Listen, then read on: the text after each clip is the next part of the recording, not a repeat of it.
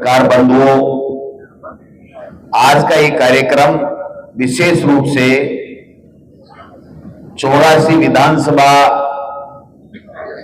उपचुनाव को लेकर के तमाम प्रमुख कार्यकर्ताओं के साथ एक संवाद, एक वार्ता, संगठन की मजबूती की चर्चा और आने वाले समय में हमें किस मेहनत के साथ आगे बढ़कर के कांग्रेस को मजबूत करनी है, इसको लेकर के है।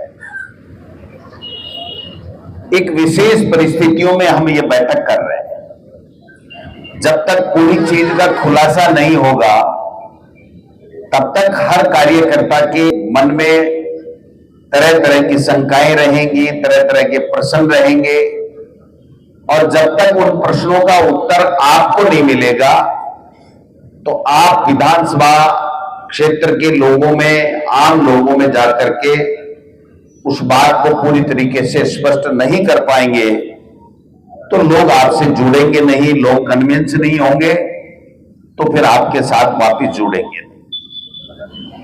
जो पिछला लोकसभा का चुनाव था, उस लोकसभा के चुनाव में हमारे नेता राहुल जी और हमारे राष्ट्रीय अध्यक्ष खड़गे जी, हमारी नेता सोनिया गांधी जी ने प्रदेश अध्यक्ष के नाते मुझे और तमाम बड़े नेताओं को एक संदेश दिया कि हमें भारतीय जनता पार्टी, मोदी जी की सरकार 10 साल से इस देश में शासन कर रही है, तानाशाह हो गई है, संविधान को नहीं मानती है, संवैधानिक संस्थाओं का दुरुपयोग करती है, लोगों से वादे किए थे वो वादे पूरे नहीं कर रही है, आम व्यक्ति दुखी है, पीड़ित है, कोई काम भलाई का नहीं करके केवल पार्टियों को तोड़ना, सरकारों को गिराना, अपनी सरकारें बनाना, येन केन प्रकारेण डराना, धमकाना, नफरत फैलाना, धर्म के आधार के ऊपर लोगों को बांटना और जैसे तैसे सत्ता हासिल करना रह गया है, और इसलिए देश के लोकतंत्र को खतरा है। और देश का लोकतंत्र नहीं बचेगा तो मैं समझता हूं कि संविधान भी नहीं बचेगा, और संविधान नहीं बचेगा तो देश की एकता और अखंडता को खतरा होगा। इसलिए हमें यह प्रयास करना चाहिए कि हमें किस प्रकार से भारतीय जनता पार्टी को सत्ता से हटाने के लिए ज्यादा से ज्यादा वहां पर भारतीय जनता पार्टी के सांसद हारे, और इंडिया गठबंधन या कोई भी जो भारतीय जनता पार्टी को हराए, उस दिशा में हमको आगे बढ़ना चाहिए। हमने नागौर में गठबंधन पार्टी आलाकमान में किया, सीकर में मार्क्सवादी कम्युनिस्ट पार्टी से पार्टी आलाकमान ने दिल्ली में किया एक सीट देने के लिए। यहां पर हमारे जो सबसे बड़ा नेता हुआ करते थे महेंद्र जी मालवीय, जिनको आप लोगों ने एमपी भी बनाया, यहां पर हमने एमएलए बनाया, एमएलए बना के मंत्री भी बनाया, पता नहीं कितने कितने बड़े पदों से उनको नवाजा, CWC मेंबर भी बनाया, बेटा यूथ कांग्रेस में बन गया, पत्नी प्रधान और जिला प्रमुख बन गई, और वो व्यक्ति अंतिम समय में गद्दारी करके, पार्टी छोड़ के, धोखा देके और भारतीय जनता पार्टी में चला गया, जिस भारतीय जनता पार्टी और आरएसएस को पूरे जीवन भर वो गालियां देता था और कांग्रेस पार्टी को अपनी मां बताता था। तो जो परिस्थितियां पैदा हुई उसमें यह हुआ कि भारतीय जनता पार्टी को और एनडीए को हराने के लिए हमें गठबंधन करना चाहिए, और ज्यादा से ज्यादा भारतीय जनता पार्टी के लोग कैसे हारे। चर्चाएं चलती रही, गठबंधन हुआ, लेकिन भारतीय आदिवासी पार्टी बाप से और बीटीपी जो भी पहले थी उससे हमारा गठबंधन राष्ट्रीय स्तर के ऊपर नहीं हो सका, क्योंकि उनका मध्य प्रदेश, गुजरात, झारखंड, पता नहीं कहां कहां क्या क्या डिमांडें थी, और वो डिमांडें हमारी पार्टी राष्ट्रीय नेतृत्व उसकी पूरी नहीं कर सका और हमारा गठबंधन नहीं हुआ। लेकिन चूंकि हमें भारतीय जनता पार्टी को हराना था, इसलिए पार्टी आला कमान ने प्रदेश नेतृत्व और हमारे प्रभारी के ऊपर ये बात छोड़ी कि आप देख लीजिए, हमारा पहला उद्देश्य होना चाहिए कांग्रेस जीते, हमारा दूसरा उद्देश्य होना चाहिए कि इंडिया गठबंधन जीते, और हमारा तीसरा उद्देश्य, ये दोनों अगर पूर्ति नहीं हो रही हो तो फिर हमारा उद्देश्य होना चाहिए कि भारतीय जनता पार्टी का सांसद हार करके उनकी सीटें कम आए। इसलिए हमने, जब गठबंधन भी नहीं हुआ, कांग्रेस भी जीतने की स्थिति में ये नेता बैठे, तमाम जितने नेता बैठे हैं, एक एक को 50-50 बार पूछा कि आप बताइए, आम आदमी को पूछा नहीं जा सकता, इनको कहा कि क्या बताइए, आप कांग्रेस पार्टी को जिताने के लिए चुनाव लड़ना चाहते हैं, लड़ेंगे? सबने हाथ खड़े कर दिए कि नहीं साहब, क्योंकि जो स्थितियां पैदा हुई थी उसमें आपने देखा होगा, और वो नेता जब चला गया तो इनको क्या दोष दें? इन्होंने कहा कि साहब कैसे भी बीजेपी को हराओ, जो हमारा राष्ट्रीय नेतृत्व चाहता है और जो देश के हित में है, लोकतंत्र के हित में है, वो काम हमको करना चाहिए। और हमने पार्टी आला कमान से सहमति लेकर के प्रभारी जी ने और हमने प्रदेश कांग्रेस कमेटी ने यह निर्णय लिया कि हमें बीजेपी को हराने के लिए राजकुमार रोज को समर्थन देना चाहिए, क्योंकि बीटीपी या बाप हमेशा एक बात कहती रही है कि हम बीजेपी में मरे ही नहीं जाएंगे, बीजेपी की रीति नीति में विश्वास नहीं करते। तो हमने ये सोच करके कि भाई कम से कम भारतीय जनता पार्टी का एक सांसद कम होगा और ये कभी जिंदगी में बीजेपी में नहीं जाएंगे, तो कम से कम देश को विभाजन करने वाली ताकतों को मजबूती नहीं मिलेगी। ये तो था बैकग्राउंड हमारा एमपी में देने का। अब चर्चा ये चल रही है, आम आदमी पूछता है, पत्रकार पूछते हैं कि क्या आप समझौता करोगे, क्या समझौते में सीट देंगे, छवों पे लड़ेंगे, नहीं लड़ेंगे? मैं आपको बहुत स्पष्ट कर देना चाहता हूं, हमारा काम टिकट वितरण तक, जब तक पार्टी हाईकमान टिकट नहीं दे तब तक हम सब का एक ही काम है, कांग्रेस के नेता और कार्यकर्ताओं का, कि दिन रात मेहनत करके हमारी पार्टी को, हमारे पार्टी के संगठन को मजबूत करें, उस दिशा में हम लोग काम करें। अगर आपके पास ताकत है, आप जीतिए, कहीं किसी से समझौता करने की 1% भी आवश्यकता नहीं है।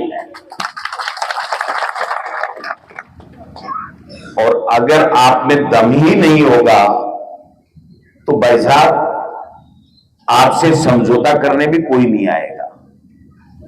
आप में इतना दम होना चाहिए, इतनी ताकत होनी चाहिए, इतनी ऊर्जा होनी चाहिए, इतनी सामर्थ्य होनी चाहिए कि आप ये कहेंगे कांग्रेस पार्टी जिसने देश की आजादी से लेकर के जो स्वर्णिम भारत देख रहे हैं, विश्व की सबसे बड़ी शक्ति के रूप में जा रहा है, उस कांग्रेस पार्टी के कारण से, कांग्रेस पार्टी की देन है, उन महापुरुषों की देन में है जिन्होंने आजादी दिलाई, और उन नेताओं की जो देश की एकता और अखंडता के लिए अपने प्राण न्यौछावर कर दिए, चाहे वो इंदिरा जी हो, चाहे वो राजीव जी हो।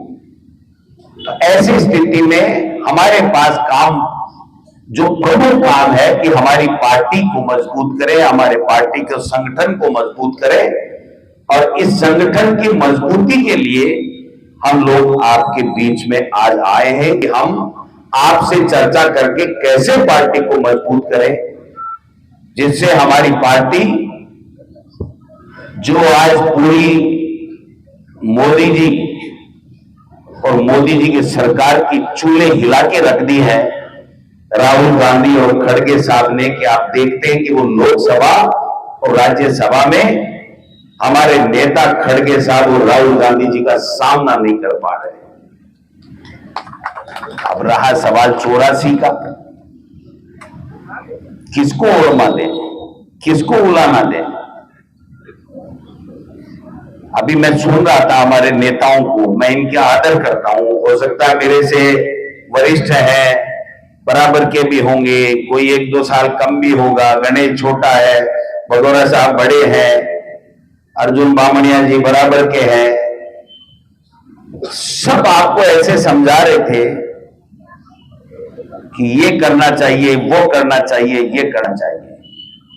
लेकिन मैं आपसे नेताओं से पूछना चाहता हूं कि ऐसी क्या परिस्थिति आ गई कि हम 84 में 70,000 वोटों से पाप से बीटीपी से हार गए। ऐसी क्या नौबत आ गई, ऐसा क्या हो गया। वो कांग्रेस पार्टी जिसका आजादी से लेकर के 70 साल का स्वर्णिम इतिहास है, इतनी योजनाएं, इतना काम, इतना विकास का काम, और कल के नौजवान आए, चर्चाएं की, युवा साथियों को साथ लिया और बड़े बड़े नेताओं को धराशायी करके चले गए। हम केवल अखबार में भाषण देने, प्रेस कॉन्फ्रेंस में भाषण देने तक सीमित रह गए। हम लोगों को, उसमें मैं भी हूं, आप भी हो, ये जो बैठे हैं या जो नहीं आ पाए, इनकी गांव में, ढाणी में, इनके मोहल्ले में जाकर के पूछना पड़ेगा कि आपके तकलीफ क्या है। अगर आपकी कोई दिक्कत है तो कांग्रेस पार्टी के हम नेता आपके साथ खड़े हैं, कंधे से कंधे मिलाकर के आपके सुख और दुख में हम साथी हैं, आपके साथ खड़े हैं। अगर ये बात हम कर लेंगे तो कोई बड़ी बात नहीं है, कोई समझौते की बातें ही नहीं चलेगी। इसलिए मैं आपसे निवेदन करना चाहता हूं, अपनी पार्टी को, अपने संगठन को मजबूत कीजिए। हमारे पास यूपीए सरकार हो, चाहे कांग्रेस की सरकारें हो, चाहे हमारी पिछली 5 साल के अशोक गहलोत जी के नेतृत्व की कांग्रेस की सरकार हो, इतने दुनिया भर के काम किए हुए हैं। अगर उन कामों को मैं गिनाने लग जाऊं तो रात की 11 बजे तक भी वो मेरा स्पीच खत्म नहीं होगा। और न भारतीय जनता पार्टी के पास में इतनी बातें बताने के लिए है, और न दूसरे दलों के किसी भी नेता के पास में कोई बात बताने के लिए नहीं है। लेकिन हमने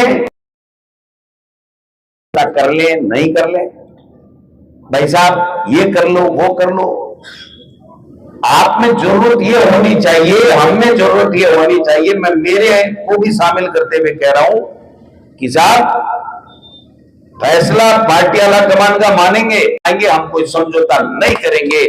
उसके बाद में अगर अपने में जीतने की ताकत है, अपने जीतने में है, तो फिर कोई फैसला करता है क्या, कोई देता है क्या दूसरे को, किसी को? आज तक तो नहीं दी। ये देने की नौबतें ही तब चल गई जब हम 70,000, 60,000, 50,000 से हारने लग गए और हम तीसरे नंबर पर जाने लग गए, तब जाकर के ये स्थितियां पैदा हुई हैं। इसलिए मैं तो मेरे को शामिल करते हुए मैं नेताओं से आग्रह करना चाहूंगा, विनम्र निवेदन करना चाहूंगा, इनको ज्यादा कहने की आवश्यकता नहीं है। ये तो इस बरसात के मौसम में यहां आकर के सुबह से बैठे हैं कि हमारे नेता, कांग्रेस पार्टी के नेता आ रहे हैं, हमें चलना है, उनको सुनना है, उनका स्वागत करना है।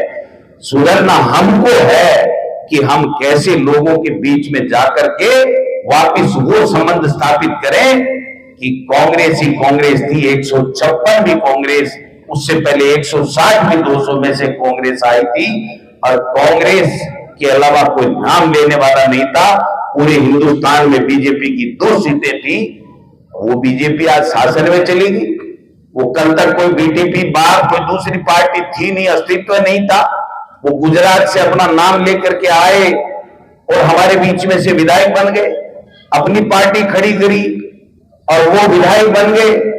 अपनी बलबूते के ऊपर कह दिया हम तो एमपी लड़ेंगे, और हमको सबको मजबूरी में उनके साथ होना पड़ा क्योंकि हमें बीजेपी को रोकना था। तो ये उनकी कमजोरी है, हमारी कमजोरी है। जब हमारी कमजोरी है तो हमें हमारी कमजोरी को दूर करना पड़ेगा, और अगर हम हमारी कमजोरी को दूर नहीं करेंगे तो वो दिन दूर नहीं जब ये लोग आए हैं ये भी आना हमारी सभाओं में बंद कर देंगे। ये मैं आज कहना चाहता हूं। इसलिए आप चलिए गांव गांव ढाणी ढाणी ग्राम पंचायत में, मैं गोविंद डोटासरा पार्टी का प्रदेश अध्यक्ष होने के नाते आपके साथ हर बूथ में चलने को तैयार हूं। आप हिम्मत रखिए, मेहनत कीजिए। हमारे पास बताने के लिए बहुत कुछ है, गिनाने के लिए बहुत कुछ है। काम का अधिकार दिया कांग्रेस ने दिया, वोट का अधिकार दिया 18 साल के नौजवान को कांग्रेस ने दिया, स्कूलें खोली, कॉलेजें खोली, सड़कें बनाई, नहरें बनाई, बांध बनाए, कांग्रेस ने बनाए। राइट टू एजुकेशन अनिवार्य शिक्षा का कानून दिया, कांग्रेस पार्टी ने दिया। इस बीजेपी ने दिया क्या आप बताओ? नोटबंदी, कोई फायदा हुआ किसी को? 1 रुपए का फायदा हुआ नोटबंदी से? राफेल में घोटाला, इलेक्ट्रल बॉन्ड में घोटाला, सीडी में घोटाला, अडानी के साथ घोटाला, अंबानी के साथ घोटाला, सारे एयरपोर्ट बेच दिए, सारे दुनिया भर के संस्थान बेच दिए, और हम के मुंह की तरफ देख रहे हैं। हमारे नेता ये कहते हैं भाई साहब एक एक में समझौता कर लो। शर्म आनी चाहिए, हम में इतनी हिम्मत होनी चाहिए। हम क्यों कर ले किसी से समझौता?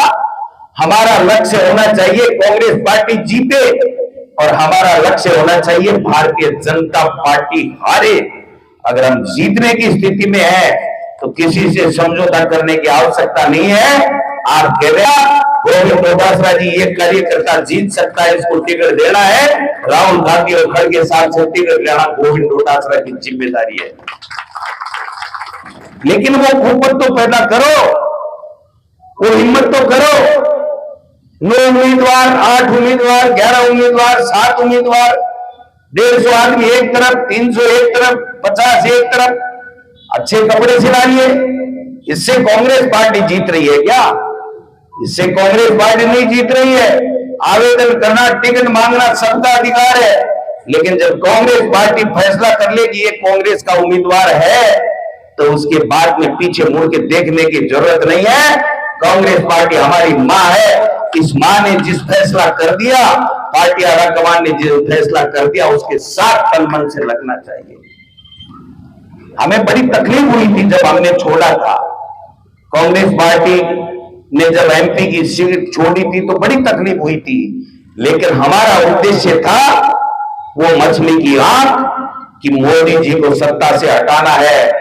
हटा तो नहीं पाए, लेकिन चैन से 5 साल सरकार भी वो नहीं चला पाएंगे। ये स्थितियां पैदा हमने कर दी। इसलिए बड़े हित को ध्यान में रखते हुए छोड़ा मोटा स्वार्थ छोड़ना पड़ता है, और इस बड़े हित को साधने के लिए, देश को बचाने के लिए, देश के लोकतंत्र को बचाने के लिए हमने ये फैसला किया था। कोई गलत माने सही माने, लेकिन मैं कहता हूं कि वो फैसला हमने सही किया था, और सही इसलिए भी किया था कि आप में से कोई तैयार होकर के मेहनत करके इस दिशा में भी काम नहीं कर रहा था। हर व्यक्ति ने मान लिया था मालवीय एमपी चुनाव लड़ेगा, मालवीय एमपी चुनाव लड़ेगा। कांग्रेस में सबसे बड़ी जो दिक्कत है वो यही है कि हम एक नेता बेस पार्टी, एक विधानसभा, एक लोकसभा में रहते हैं। जब तक एक विधानसभा में 3-4 नेता बराबर के पैदा नहीं होंगे, एक लोकसभा में 5 नेता बराबर के चुनाव लड़ने वाले पैदा नहीं होंगे, तब तक हमारे लिए बड़ी दिक्कत की बात है। एक विधानसभा में 3-4 नेता पैदा कीजिए, कंपटीशन कराइए, कांग्रेस पार्टी को मजबूत कीजिए। जब टिकट का समय आए तो 5 मांगे, लेकिन टिकट मिलने के बाद में वो 5 एक अंगुली, एक मुट्ठी, एक ताकत बनकर